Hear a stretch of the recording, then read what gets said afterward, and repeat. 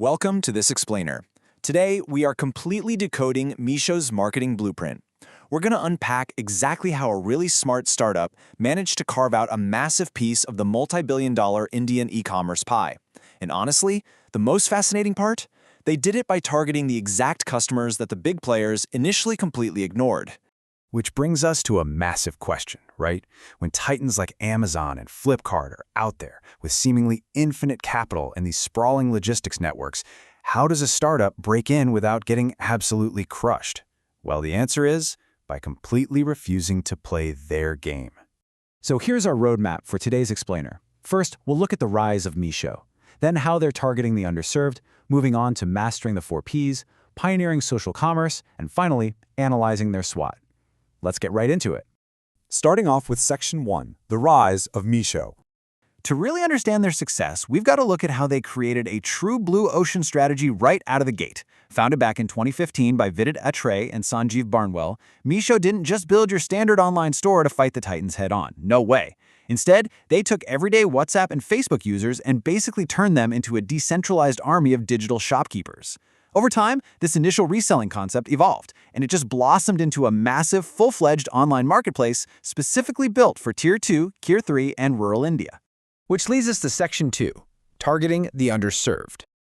To truly grasp their explosive growth, we kind of have to zoom in on their STP strategy. Instead of battling it out in those highly saturated major metro cities, Meesho deliberately looked elsewhere. They segmented and fiercely targeted price-sensitive consumers, homemakers, women entrepreneurs, and middle to lower-income households. The strategic brilliance here, and it really is brilliant, is that they built an entire, self-sustaining ecosystem around budget-conscious shoppers and small regional manufacturers who are just being totally overlooked by the premium platforms. They position themselves super clearly and aggressively as India's affordable online shopping destination. And you know, this wasn't just a catchy tagline, it was a massive psychological shift. They basically democratized e-commerce for folks who previously felt priced out of the whole online shopping revolution. By doing this, they became the absolute go-to platform for first-time digital buyers who were hunting for serious value. All right, moving into Section 3, mastering the 4 Ps. So how do they actually pull this off on an operational level? Well, let's break down the 4 Ps. First up, product. They offer this massive assortment of daily essentials through a marketplace model, meaning zero large inventory holding for them. Second, price. They used aggressive penetration pricing, and crucially for this specific audience, they leaned heavily on cash on delivery. That was a total game changer for building trust in cash-heavy rural economies. Third, place. They built a super accessible mobile app backed by a delivery network that was heavily optimized for remote areas. And fourth, promotion. They executed highly localized promotional efforts. Speaking of promotion, by leaning super hard into regional language advertising and teaming up with regional micro-influencers, they pretty much insulated themselves from the massive ad spend wars happening in the big cities. Throw in some highly effective referral programs, and you've got this promotional mix that acquires new users organically, all while keeping customer acquisition costs remarkably low. But, you know, all of this actually sits on top of their real secret weapon. And that brings us to Section 4, pioneering social commerce.